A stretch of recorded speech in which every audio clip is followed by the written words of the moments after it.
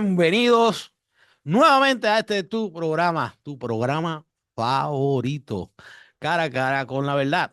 Nuevamente tu hermano y amigo Joel Maldonado, quien te da la bienvenida, quien te recibe con mucho amor, con mucho gozo, con mucho cariño, porque está contento por tu apoyo, porque estás con nosotros nuevamente y sabemos que te vas a edificar.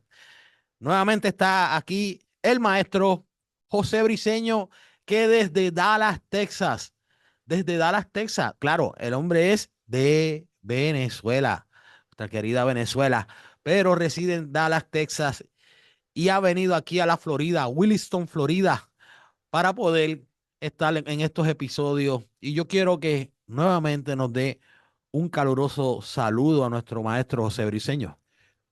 Bendiciones, los que me están escuchando y nos están viendo detrás de las cámaras. Yo los llamo amigos invisibles, porque ellos me ven, pero yo no los puedo ver. A través de las redes. Yo me imagino un apóstol Pablo por las redes. No.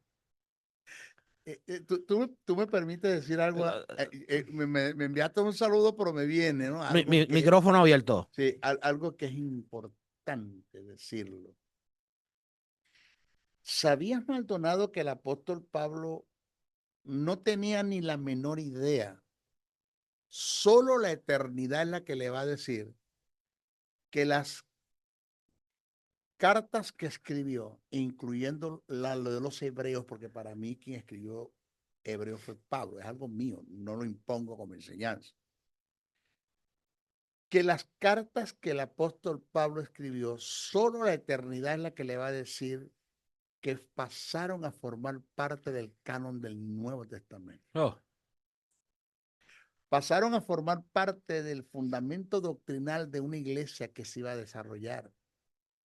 Porque Pablo le está escribiendo a las iglesias que él fundó en sus viajes misioneros, le está escribiendo para resolver situaciones que estaban pasando en la iglesia, personalmente en esa iglesia, en esa congregación, dígase la de los colosenses, filipenses, corintios, éfesos, y para ustedes contar, pero eran cartas para esa iglesia. Y resulta que lo que Pablo escribió son principios de reino que el Espíritu Santo lo inspiró para que quedara escrito en revelación, de los cuales se nos tiene que ser iluminado a nosotros como ministros para enseñar la grey. Pero Pablo ni siquiera tiene una idea. Pablo no se iba a imaginar. No, es que dice, voy a escribir Colosenses para la iglesia. No, él está escribiendo Colosenses para la iglesia de los colosenses. ¿Qué sabía él que esas cartas iban a provocar que compráramos micrófonos, sillas y nos sentáramos a grabar? Porque ya estamos en el siglo donde se graban las cosas para enseñar lo que él escribió. Él no sabía. Solo la eternidad le va a decir. Mira lo que hiciste. Jesús le va a decir, mira, yo te usé para escribir con el mayor contenido de la doctrina de la iglesia que estaban haciendo en ese tiempo. Yo te usé a ti para eso. Poderoso pensamiento. Bueno, poderoso pensamiento. Entonces, solo la eternidad nos va a decir a nosotros, a ti y a mí, le va a decir al pastor que lo tenemos acá presente detrás de la cámara, hasta dónde llegó el mensaje que Dios puso en nuestra boca, en nuestros labios a través de estos medios. ¿A cuántos fueron edificados? ¿Cuántos fueron sanados? Sí, señor. ¿Cuántos resolvieron sus desajustes financieros a través de los principios del reino? Solo la eternidad nos va a decir. Sí, señor. Y eso es una gran bendición. Y yo quiero aprovechar porque eso que usted está diciendo es una gran verdad. Usted sabe la cantidad de personas que me han escrito Perú, Bolivia, Argentina, pidiendo contestación a preguntas, pidiendo qué tipos de Biblia. Quiero aprovechar para saludarles. Saludos a todos ustedes que me escriben por medio de TikTok y de Facebook. Hay algunos que todavía no he podido contestar y pronto estaré contestando. Pero saludos, sigan con su apoyo y sigan viendo este programa. Pero esto es a causa del evangelio que el apóstol Pablo escribió a unas iglesias y que nosotros, siendo también tocados, inspirados por el Espíritu Santo, nos sentamos aquí a hablar de ella. Sí, así que saludamos a todos los que nos están viendo. Vamos a darle. Claro que sí, Comenzamos. y hoy tenemos un tema súper, súper para mí interesante. Todos los temas son interesantes con el maestro Briseño, porque es que el hombre tiene aquí una sabiduría que solo Dios se la ha dado, y por eso es que me la gozo, porque yo sé que viene de parte de Dios. Aprovecho de hacer ah, de exponer algo para que los que nos están viendo Claro. eh, puedan percibir algo que acabas de decir. La diferencia que hay entre inteligencia, conocimiento y sabiduría. Eso es importante. Wow. La inteligencia es la capacidad que tengo para adquirir el conocimiento.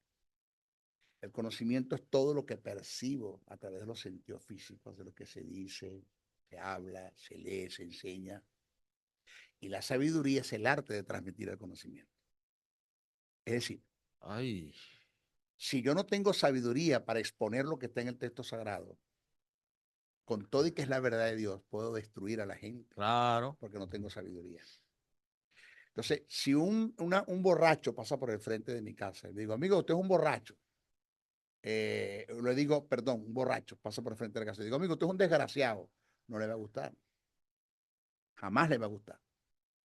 Pero si ese borracho pasa por el frente de mi casa y digo, amigo, usted no tiene la gracia de Dios, lo llamé desgraciado y no se dio cuenta, pero se lo dije con sabiduría. Wow. Entonces hay que tener sabiduría para exponer el texto sagrado. Por eso hay cosas que el maestro Briseño sabe y que no se atreve a decir ni siquiera por estos medios. Hay cosas que el maestro Briseño sabe y que no me atrevo a exponerla en una plataforma, en una iglesia, pero son verdades que yo sé que sí las digo en las instituciones teológicas que yo he fundado, porque es una institución teológica. Cuando yo estoy en una universidad dando cátedra, yo soy profesor universitario de dos universidades aquí en los Estados Unidos, y el rector de la universidad me dice, maestro, con todo lo que dé, porque aquí esto es una universidad, esto no es un culto evangélico. No se crea que yo llego a la universidad, bueno, vamos a orar al Señor para comenzar la clase. No, no, espérate, esto no es un culto evangélico, esto es una universidad. Y aquí usted va a decir lo que es, punto, lo que está en la Biblia.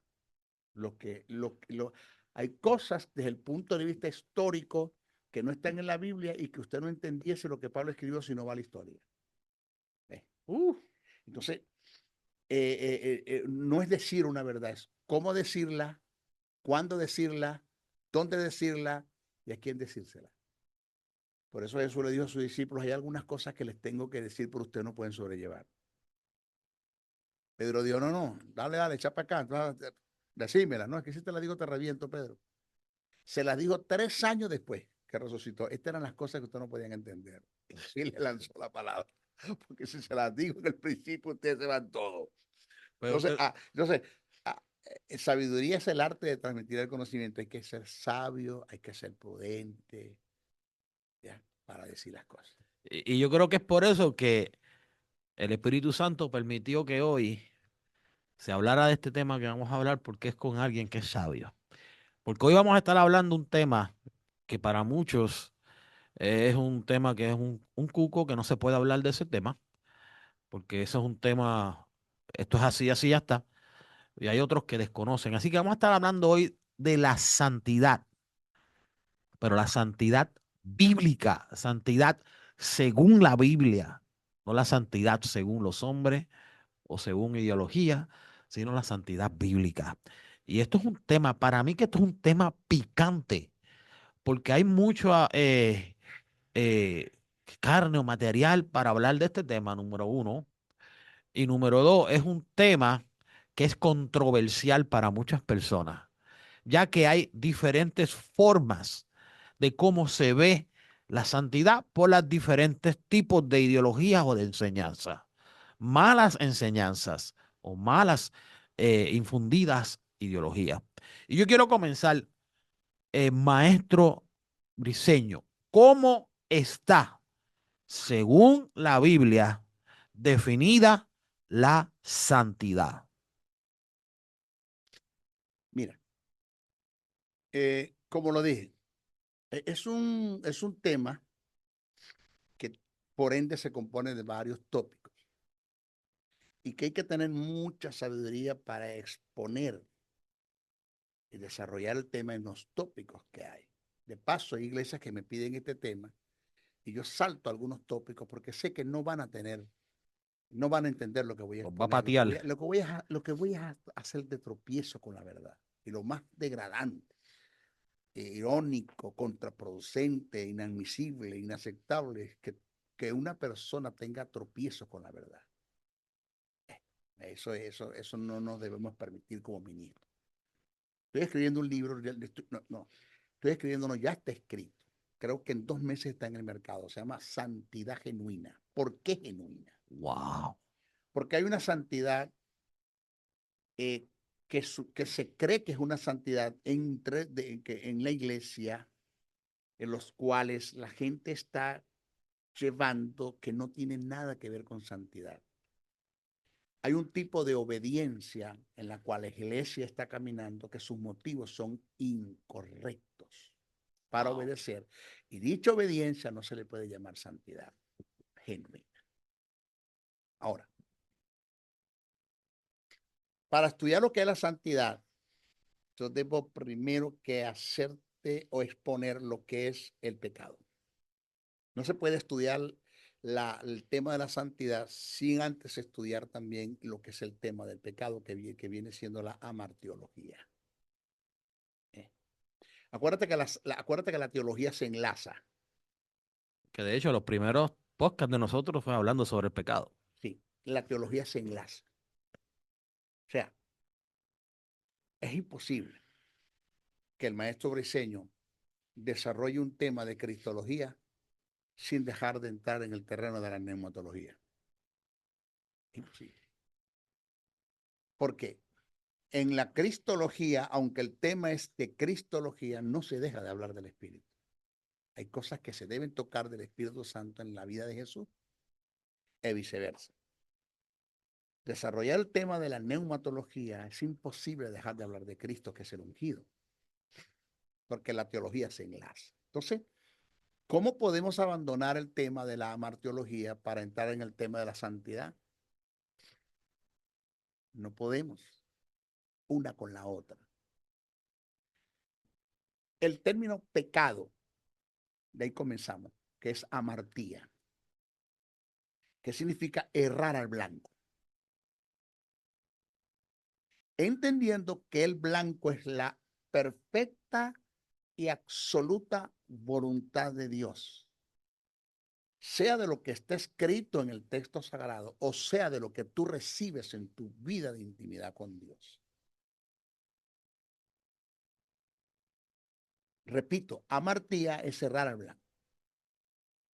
Eso es amartía. Entonces, cuando tú haces algo que no está en línea y de acuerdo al propósito de Dios y que tiene que ver con su voluntad, desarrollando su obra, aunque lo que estés haciendo sea bueno, con motivos correctos, si Dios no te lo mandó a hacer, estás pecando delante de Dios. Porque a mí siempre me han dicho que pecado es todo lo malo. No necesariamente. Aún se puede pecar delante de Dios haciendo cosas buenas con motivos correctos. Porque el término pecado es errar al blanco. Sabemos que todo lo malo es pecado, porque eso hierra el blanco, no está en línea con el pensamiento de Dios, con el carácter de Dios, con los principios que están escritos en el texto sagrado, con el manual de instrucción. Sabemos que todo lo malo es pecado. Pero hay cosas que tú estás haciendo que son buenas y tienen motivos correctos y estás pecando delante de Dios porque Dios no te lo mandó a hacer. David le dijo a Dios: Señor, propongo en mi corazón hacer un templo para ti. Y Dios le dijo: tu motivo es bueno y tu motivo es correcto y tus obras son buenas, pero si lo haces pecas, porque a quien yo escogí para hacer el templo fue a Salomón, no fue a ti. Porque Saúl escogió lo mejor para Dios y Samuel lo confronta y le dice: ¿qué te dije yo? No, que el motivo de Saúl era correcto. Su sacrificio. Sacrificio, escogí lo mejor. Se agrada más Jehová de la obediencia que de los muchos sacrificios, y que le prestes atención a su palabra que la grosura de muchos carneros. ¿Qué hiciste, muchacho? Peco. O sea, nosotros intentamos sorprender a Dios con nuestras buenas obras, que no está mal obrar bien. Pero si lo que tú estás haciendo, con todo y que es un motivo correcto y buenas obras, si Dios no te lo mandó a hacer, vas a pecar, porque el pecado tiene mucho que ver con el motivo del corazón. Por ejemplo, Pablo dice, hay quienes predican el evangelio para añadir contenciones a mis prisiones. ¿Sí? El predicar el evangelio es bueno, ¿sí o no? Sí, Pero señor. el motivo era incorrecto. Entonces están pecando delante de Dios haciendo cosas buenas, porque el motivo es incorrecto. Entonces es un hilo, es como un hilo muy estrecho para hablar de lo que es santidad. Un hilo muy estrecho. Por ejemplo,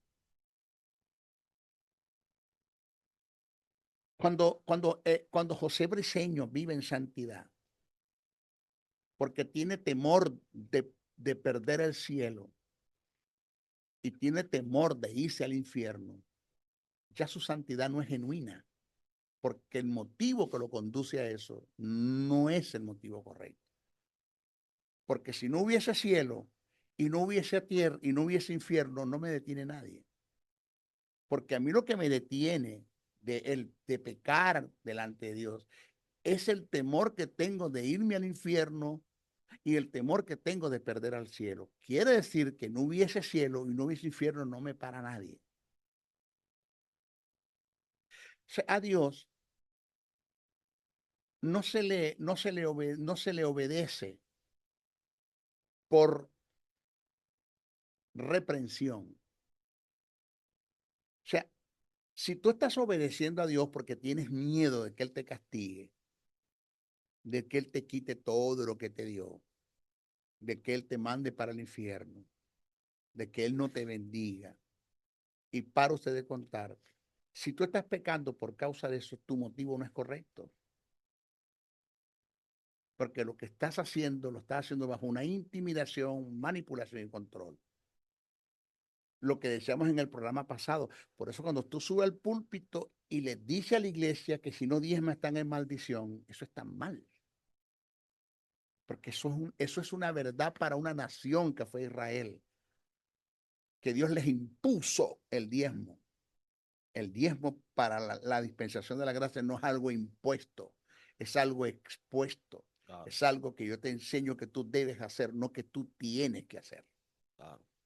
Entonces, cuando tú le dices a la iglesia que si tú no diezmas estás en maldición y el devorador va a venir por ti, va a venir en contra de ti, y el devorador es el diablo, que en el tiempo de Israel el devorador no era el diablo, era la plaga, era la langosta, era todo ese tipo que acababan con la siembra y con el ganado.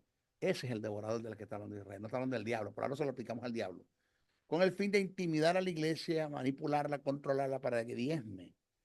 Entonces yo le doy gracias a Dios por el diablo, que por lo menos hacen que los cristianos diezmen.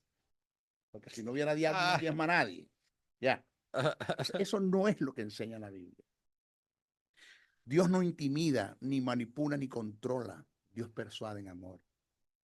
La manipulación, la intimidación y el control es un principio satánico. Eso es tiniebla. Eso tiene que ver con el diablo, no con Dios. A Dios no se le sirve por retribución. O sea, por lo que Él me va a dar, por lo que voy a recibir de Él, porque eso es un espíritu de prostitución. ¿Por qué usted dice eso, maestro? Porque a la prostituta no le interesa quién tú seas, sino cuánto le vas a dar. A mí no me interesa quién es Dios, sino qué voy a recibir de Él. Eso es prostitución. Entonces a Dios no se le sirve por retribución. A Dios se le sirve por reconocimiento. Que yo reconozco quién es Él. Claro, Porque tengo sentido porque amo a Dios. Como yo soy recíproco en el amor que Él siente por mí. Porque tengo sentido de honra. Porque tengo sentido de respeto por lo sagrado.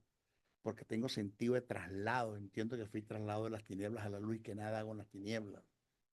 porque tengo sentido de conveniencia, porque sé que todo me es listo, pero que no todo me conviene.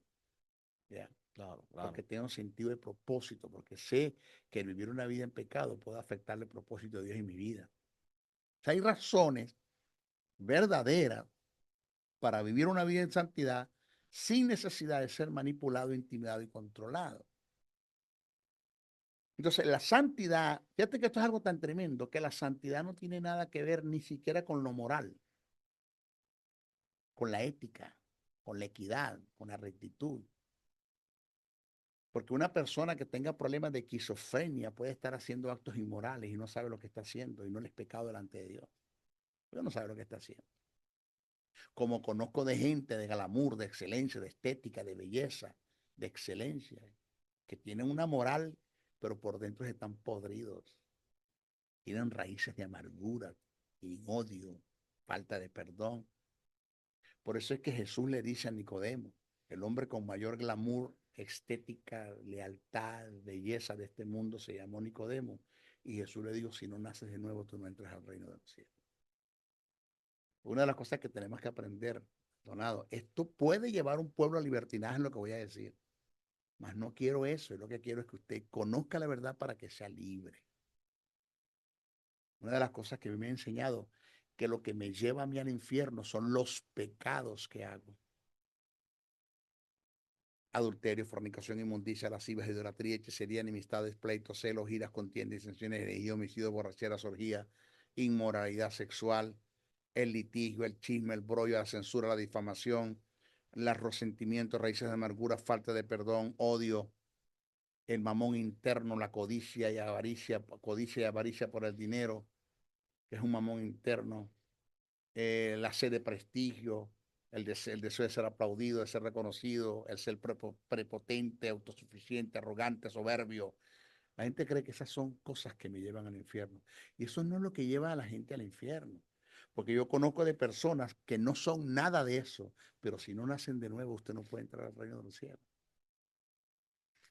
Porque lo que lleva al infierno a la gente es la simiente satánica que está en ellos, que es el pecado, no los. Por eso es que Jesús, cuando da y habla de la blasfemia contra el Espíritu Santo, usa el singular, no el plural. Jesús dijo, cuando el Espíritu Santo venga, convencerá al mundo de pecado. No dice de pecados, de pecado. Lo que Jesús está diciendo, el Espíritu Santo se va a encargar de hacerle ver al hombre caído en Adán la condición en la que está, que en él está la simiente satánica, que es el pecado, y está la naturaleza satánica, que es la muerte, y que en él se necesita de que haya un acto de remisión, donde el Espíritu Santo se va a encargar de amputar la simiente satánica, que es el pecado, y colocar la simiente divina, que es la justicia. Se va a encargar de amputar la naturaleza satánica, que es la muerte, y colocar la naturaleza divina, que es la vida eterna. Wow. Eso lo va a hacer el Espíritu Santo cuando los convenza del estado de condenación en la que está. Eso Jesús está hablando. La blasfemia contra el Wow. Espíritu Santo no es atribuirle la obra de Dios al diablo, como muchos piensan. La hermana Petro habló en lengua y digo, esa lengua es del diablo, blasfemaste, listo. No, Jesús no está hablando de eso. Porque cuando Jesús dijo eso, no existía la iglesia todavía. No estaban los evangélicos todavía en la escena. ¿Qué pasa? Que el Espíritu Santo se va a encargar de convencer. El Espíritu Santo no convence a la iglesia de pecado. Ya la iglesia fue convencida, por eso somos los hijos de Dios, porque fuimos convencidos. El Espíritu Santo te va a redarguir de los pecados que tú vienes haciendo después de haber nacido de nuevo. Es otra cosa, es otro tema. Como dicen ustedes en Puerto Rico, esos son otros 20 chavos. ¿Ok? ¿Qué pasa? Que el Espíritu Santo, a través de la predicación del Evangelio, no del Evangelio terrorista, de las buenas nuevas de salvación. Cuando se predica el Evangelio, el Espíritu Santo va a convencer al hombre de pecado. ¿Qué es convencimiento de pecado? es hacerlo sentir convicto. Cuando el ser se siente convicto, se crea la necesidad de un Salvador. A lo que se crea la necesidad de un Salvador, el Espíritu Santo le va a presentar el don de la salvación, que es Cristo. A lo que le presenta el don de la salvación, ellos aceptan el plan de salvación mediante la persona de Jesucristo. A los que acepten el plan de salvación, entonces el Espíritu Santo hace la obra de justificación y vivificación y sella a esa persona para Dios, colocando la vida, colocando la justicia y colocando la vida. Ya. Si una persona no es convencida de pecado, del estado de condenación en la que está por el Espíritu Santo, entonces cuando Jesús dijo no tendrán perdón ni en este siglo ni en el venidero. Porque cuando Jesús echa fuera demonios por la obra mesiánica, mediante el poder del Espíritu Santo que estaba en él, y los fariseos y saduceos le atribuyeron los milagros, la expulsión de demonios a Satanás, pues el Espíritu Santo les fue difícil convencerlos a ellos del estado de pecado en el que estaban. Nunca pudieron ver a Jesús como el don de la salvación, nunca lo pudieron ver como el Mesías, y mientras se mantengan en ese estado no tendrán perdón ni en este siglo ni en el venidero. Es lo que Jesús está hablando allí. ¿Qué pasa? Que una vez que el Espíritu Santo me logre a mí convencer del estado de condenación en la que está, porque en mí está la simiente satánica, que es el pecado, y la naturaleza satánica, que es la muerte. Y el Espíritu Santo me llega a mí a convencer, me hace sentir convicto, me crea la necesidad de un Salvador, me presenta el don de la salvación escrito, acepto el don de la salvación, acepto el plan de salvación. El Espíritu Santo se encarga de justificarme y vivificarme. Entonces, cuando viene el acto de regeneración, ¿qué es regeneración? Volverte al género original en la que Adán estaba antes de pecar, eso es regeneración. Volverte otra vez al estado de Adán antes de pecar, eso es regeneración. Una vez que eres regenerado, pasas a ser hijo de Dios, porque a los que creen en su nombre le dio potestad de ser hechos hijos de Dios. Y una vez que la justicia esté en mí y la vida de Dios esté en mí, que era lo, era lo que me enviaba y lo que me conducía al infierno, pues eso está en mí, en mí, en mí. Entonces yo no debo cuidarme del pecado o de dejar de pecar por temor a irme al infierno o por temor de perder el cielo.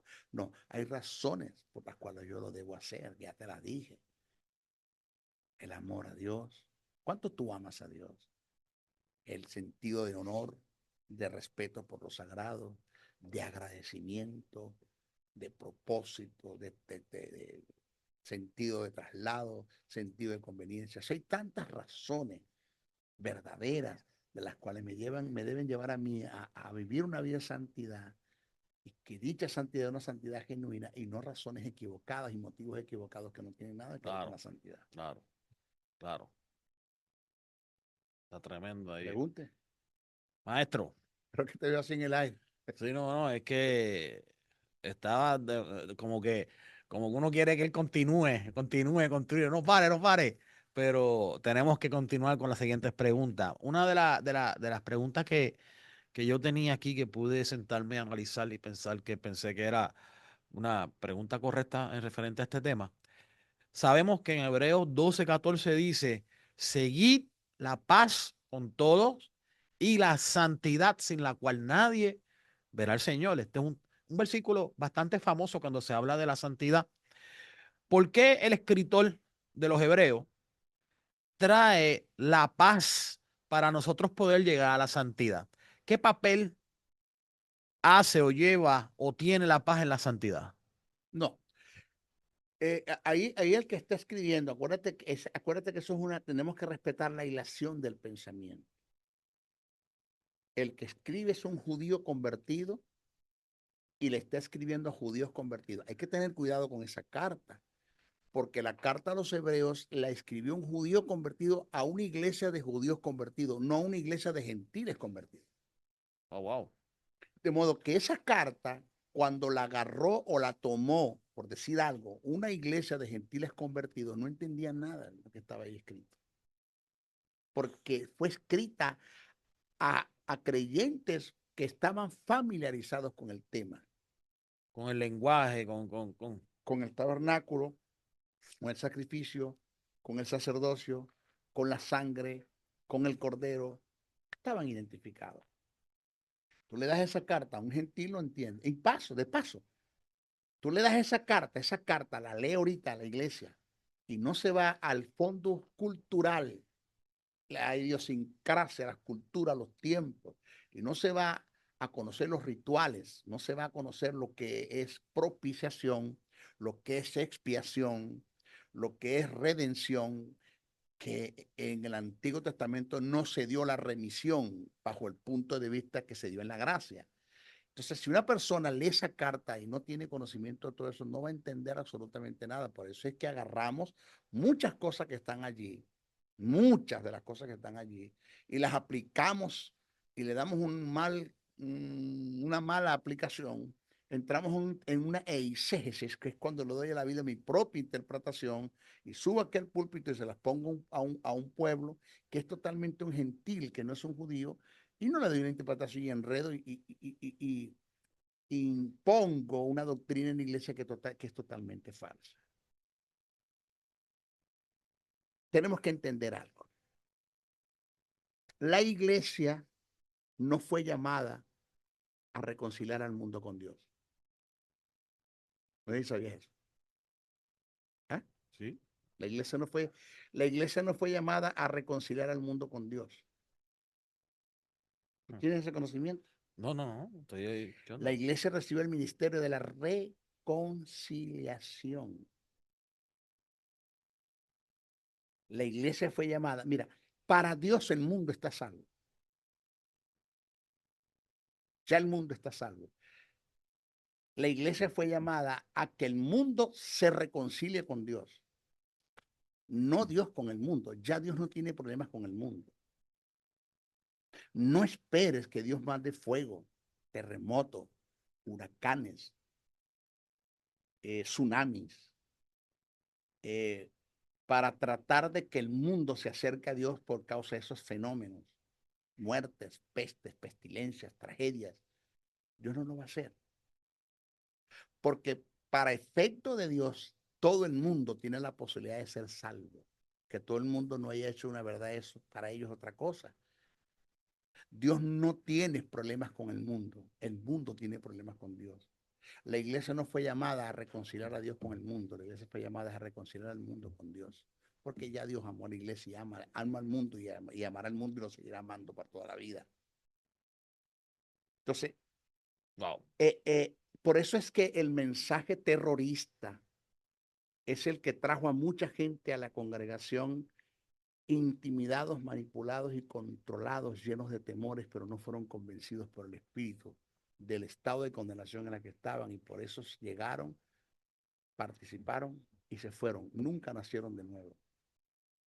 Porque el Espíritu Santo nunca puso vida, nunca puso justicia, porque nunca fueron convencidos. Lo que lo llevó a la iglesia fue la intimidación, la manipulación, el control, el mensaje terrorista que la iglesia le predicó. Te voy a decir algo que no sé cómo va a caer esto que voy a exponer. En la cruz del Calvario se dieron 3 incidentes: redención, remisión y propiciación. Esos incidentes que se dieron en la cruz nadie los vio, ni el populacho, ni el militar, ni los religiosos, nadie los vio. Se dieron en la cruz y el Espíritu Santo se los muestra a Pablo y Pablo les escribe. En la redención, en la redención, en la cruz del Calvario se dieron 4 tipos de redención. Que una vez hicimos un programa con eso, ¿te acuerdas? Ajá. Que son agoraxo, hexagoraxo, lutros y apolutrosis. Los 4 tipos de redención que se dieron en la cruz del Calvario. Pablo escribe de todos esos. En las cartas Pablo escribe eso y los explica bien. Pablo dice que es agoraxo, que es hexagoraxo, que es lutro, que es apolutrosis. Pablo escribe bien eso. En la cruz del Calvario se dio otro incidente que se llama remisión.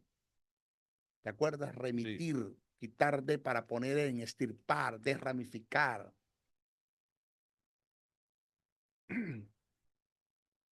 Te lo explico de esta forma. Voy a usar dos términos que son clínicos, que tienen que ver con la medicina. Dios coloca a Jesús en la cruz del Calvario y colocó al hombre caído en Adán a su lado. Voy a dar este ejemplo. Dios amputó. ¿Se entiende eso? Cercenó, estirpó, ramificó, amputó la simiente satánica que estaba en el hombre y la imputó en Jesús. Pero amputó la justicia que estaba en Jesús y la imputó en el hombre. Eso es bíblico, maestro, sí. Al que no conoció pecado, por nosotros lo hizo pecado para que nosotros fuésemos hechos justicia de Dios en él. Eso es el misterio del cambio que se dio en la cruz del Calvario. Pero como lo que produce la muerte es el pecado, porque la paga del pecado es muerte, más la dádiva de Dios es vida eterna en Cristo Jesús, que la dádiva es la justicia. Dios tiene que amputar de ti la muerte e imputarla en Jesús, y amputar de Jesús la vida e imputarla en ti. Entonces, cuando entras en el estado de regeneración y pasas a ser hijo de Dios. Eso se dio en la cruz del Calvario. ¿Dónde está el hermano Juan de los Palotes? Lo remitieron para Justo. Ver, remitir, quitar y trasladar, transponer. Pero el tercer incidente que se dio en la cruz del Calvario, que es donde quiero entrar, es la propiciación. ¿Qué es propiciación y de dónde viene ese término? Es un término derivado del propiciatorio. Propiciatorio. ¿Qué era el propiciatorio? La tapa del arca del pacto. Sobre esa tapa habían dos querubines que se miraban de frente. Las puntas de las alas chocaban. Sobre esas dos ángeles y sobre el propiciatorio se derramaba la sangre del cordero, de la cual venía el fuego de Dios y consumía la sangre. Y no quedaba ni una gota de sangre. Toda la consumía. Ese acto que se le llama acto de propiciación reconciliaba a Dios con el pueblo de Israel por un año. Al año hay que volver a hacer el sacrificio porque la sangre del cordero hacía acto de expiación, no de remisión. El misterio del cambio en la cruz. Expiar es barrer la casa y echar la basura debajo de la alfombra. Remitir es barrer la basura, recogerla y botarla, sacarla de la casa. Okay. Entonces, en el Antiguo Testamento, en la antes de la cruz, todos los que estaban en esa dispensación tenían la naturaleza satánica y la simiente satánica. Todos estaban bajo condenación. Lo que los cubría eran pactos. Okay. Dígase el pacto noémico, el pacto abrámico, el pacto mosaico, el pacto palestínico, el pacto davídico y pare. Eran los pactos que mantenían al hombre en una relación con Dios, los que lo mantenían allí. Morían bajo esos pactos e iban al seno de Abraham. Después lo hablamos después. ¿Qué pasa? Que cuando vamos a la cruz, en la cruz se da el acto de propiciación. ¿Qué es el acto de propiciación? Donde toda la ira de Dios cayó sobre su Hijo por la condición de pecado en la que Jesús estaba. Porque no sé si tú sabías, lo vas a saber, Jesús murió en pecado. Esto suena duro. No pecado que él haya hecho, porque no se halló pecado en él. Al que no conoció pecado por nosotros lo hizo pecado. Entonces Jesús murió en pecado. Se depositó. Una cosa es que tú te lances al pozo cenagoso y te llenes de barro, eso fue lo que hizo Adán. Y otra cosa es que tú te pongas a la orilla del pozo y te tiren el barro. Eso fue lo que pasó con Jesús. Aunque Jesús no se tiró al pozo, pero le tiraron el mismo barro. Entonces fue el Padre el que puso el pecado sobre su Hijo. Fue el Padre el que condenó a su Hijo. Fue el Padre el que enfermó a su Hijo. Fue el Padre el que hizo maldición a su Hijo para que nada de lo que hizo con su Hijo hacerlo contigo. Wow. Entonces no me vengas a decir que Dios permite enfermedades y que Dios te prueba. Jamás lo puede hacer porque yo puse toda mi enfermedad sobre mi hijo para no ponerla sobre ti. No me prediques esa broma en el púlpito, chicos. No me atribuyas cosas que yo no he hecho. Ah, que el aguijón de Pablo. Usted no ha entendido lo que es el aguijón de Pablo. Vaya a YouTube. Vaya a YouTube que hay un estudio acerca del aguijón de Pablo. Yo explico bien qué es el aguijón de Pablo.